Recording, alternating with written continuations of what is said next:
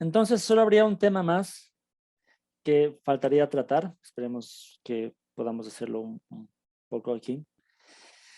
Es el tema de la inspiración verbal y plenaria, ¿no? Eh, en, en, en 2 de Timoteo 3:16 ya leímos ese texto que dice, toda la escritura es inspirada por Dios y útil para enseñar, para reprender, para corregir y para instruir en la justicia.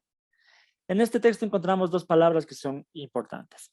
Primero, que dice toda la escritura, ¿no?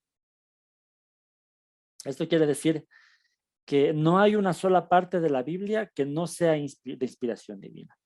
A esto es a lo que conocemos como inspiración plenaria.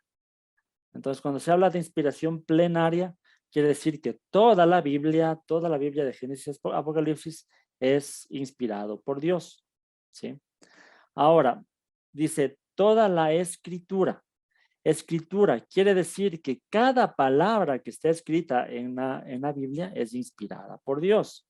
Esto, claro, está en los idiomas originales, ¿no? Ya sabemos que no tenemos los escritos originales, tenemos copias de copias, que obviamente estamos muy seguros en un 99.9% de que todo lo que está ahí era de los escritos originales, pero la inspiración verbal se refiere específicamente que los escritos originales, palabra por palabra, ha sido inspirada por Dios. Esto se conoce como inspiración verbal.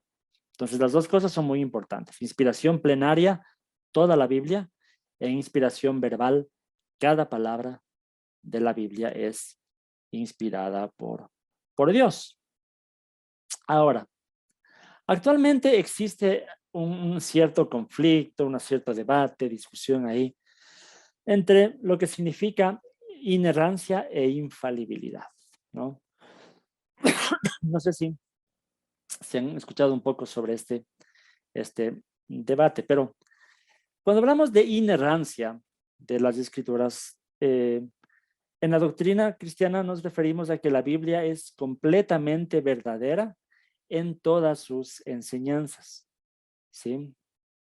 Como iglesia, como cristianos protestantes, creemos que es una doctrina de mucha importancia, ¿no? Y crucial para, para nuestra doctrina, ¿no? Si no estamos seguros de que la Biblia es inerrante, ¿cómo podemos estar seguros de nuestra teología, de lo que creemos y todo eso? Ahora, el problema está en que muchas veces se toma este tema de la inerrancia para enseñar cosas como que la Biblia es inerrante en absolutamente todo lo que menciona, todo lo que dice. Y ahí hay cierta crítica ya de ciertos autores que dicen, bueno, ¿cómo puede ser inerrante cuando habla de temas científicos y tiene errores en temas de la astronomía, de la biología humana, o cosas que en el conocimiento de ese tiempo no se tenía, no se estaba claro, que hoy se conoce? Entonces hay muchos dicen, entonces la Biblia no es inerrante. Y ahí muchos proponen el concepto de infalibilidad y dicen, infalibilidad significa que la Biblia no tiene errores en lo que quiere enseñar, es decir, en los temas de la salvación, en las enseñanzas espirituales, en el propósito que tiene la Biblia, en eso no tiene error, entonces en eso es infalible. Pero usan este término para diferenciarse un poco de la inerrancia que enseña que la Biblia es infalible en todo lo que menciona. Pero es una diferencia un tanto a veces, pienso yo, muy sutil, porque históricamente muchos han usado el término inerrancia e infalibilidad como casi lo mismo. Ahora nomás se quiere usar esta diferencia para, claro, diferenciarse de que no se cree que la Biblia sea inerrante en temas de ciencia, en temas de biología o cosas por el estilo, ¿no? Sino solamente en los temas espirituales, en lo que es el propósito de la voluntad de Dios para nosotros. Ahí sí es, sí es inerrante. Pero yo pienso que existen algunas formas de poder seguir conservando el tema, el término de inerrancia. Yo creo que la Biblia es inerrante, pero sin necesidad de llegar al extremo de afirmar de que todo lo que la Biblia dice tiene que ser verdad. Porque eh, hay algunas formas de ver la inerrancia, ¿no? Por ejemplo, esto está también en la teología sistemática de Erickson que les compartí, ¿no? Muchos creen en una inerrancia absoluta, como ya había comentado, ¿no? Que la Biblia, aún en temas científicos, aún en temas, como ya había dicho, de cualquier otro conocimiento humano, la Biblia tiene que decir la verdad. Esto se conoce como inerrancia absoluta, ¿sí? Ahí, esta posición es tan extrema que puede llegar a sacar conclusiones como el tema de los terraplanistas, ¿no? Se han visto ustedes que está de moda, que muchos creen que la Tierra es plana y cosas por el estilo. Porque si es que la Biblia usa el término que sale el sol, por ejemplo, ellos dicen, no, la Biblia no tiene que equivocarse, el sol es el que sale. Nosotros sabemos en nuestra experiencia que el sol no es el que sale, es la Tierra la que está moviendo alrededor del sol. Entonces muchos que quieren ir al extremo de una ignorancia absoluta dirían, no, pero si la Biblia dice que el sol es el que sale, entonces es el sol el que sale, la Tierra no se mueve, el sol es el que está girando. Entonces ya eso es como llegar a ciertos extremos, ¿no? Esa sería una ignorancia absoluta. Pero hay otra forma de ver la ignorancia que sería una ignorancia plena, no absoluta, pero sí plena. También mantiene que la Biblia es completamente verdad en lo que afirma, pero también se tiene en cuenta que las afirmaciones científicas, históricas o, como había dicho, de cualquier otro ámbito del conocimiento humano, cada autor habló desde su experiencia. No es que el autor mintió, no es que el autor se equivocó, pero el autor habló desde su experiencia. Y si la experiencia en ese tiempo es que el sol sale, pues ellos estaban diciendo la verdad, porque es su experiencia, escribieron desde lo que ellos conocían. Entonces, no, eso no quiere decir que la Biblia tenga errores. Aún hoy nosotros usamos el término que el sol sale y no queremos literalmente decir que es el sol que se está moviendo alrededor de la Tierra, es solamente una expresión, algo de nuestro lenguaje.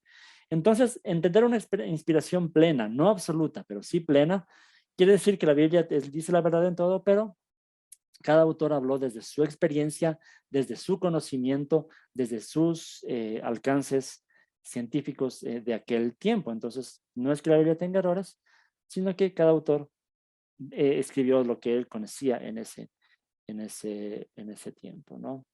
Entonces, sería una forma, pienso yo, más moderada de entender la inerrancia y se sigue conservando el término inerrante.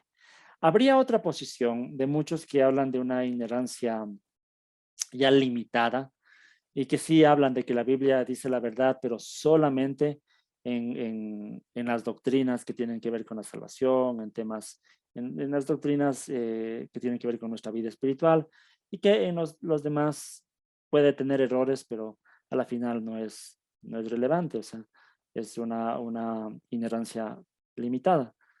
Pero no creo que debamos juzgarlo tanto así, porque si habláramos de una ignorancia limitada, sería muy difícil ver un límite ahí de qué es lo espiritual y qué es lo humano. Entonces, ¿cómo puedo yo sacar una doctrina de eso? Sería muy difícil, ¿no? Yo preferiría, como comenté anteriormente, esto de la ignorancia no absoluta, pero sí ignorancia plena. Entonces, son diferentes formas en que la gente ve la, la inerrancia, ¿no? Incluso hay otras perspectivas un poco más, se llaman neortodoxas, que hablan de que la Biblia es inerrante en cuanto al propósito de hablarnos a nosotros. Cuando la Biblia nos habla, es inerrante, pero no en el texto en sí mismo, ¿no? No el texto mismo no es inerrante, sino el mensaje que sale del texto para nosotros, ese es el mensaje inerrante. Pero eso ya es también un poco subjetivo a nuestra experiencia. Entonces, esas serían diferentes formas de ver la inerrancia y un poco les expliqué la diferencia que se suele hacer hoy entre inerrancia e infalibilidad, pero a veces creo yo es como cuestión de palabras nomás, ¿no? Simplemente mejor es ver la inerrancia con, con esta perspectiva que les comenté. No sé si esta parte me hice entender o no, pero ya quiero que hagan sus preguntas, pero solo comentar para finalizar que tener una doctrina clara de la inerrancia de la Biblia es fundamental también para nuestra doctrina, nuestro crecimiento espiritual, ¿sí? Depende de cómo lleguemos nosotros a este tema de la inerrancia para ver qué valor vamos a dar a las enseñanzas de la Biblia. Si es que nuestra doctrina de la inerrancia es un poco más libre, es muy difícil eh, darle a la Biblia el mismo valor que debería tener, ¿no? Y sí, sé que es un tema amplio, sé que hay muchos autores cristianos, buenos cristianos, que no aceptan mucho el tema de la inerrancia, pero siguen siendo fieles a Jesús, a su palabra, a sus enseñanzas. Simplemente a veces no entiendo mucho cómo se puede tener una teología que parta de algo que al final no es tan autoritativo, pienso yo, ¿no? Entonces es muy importante en nosotros tener claro cuál es nuestra perspectiva de la inerrancia sobre de la Biblia, ¿no?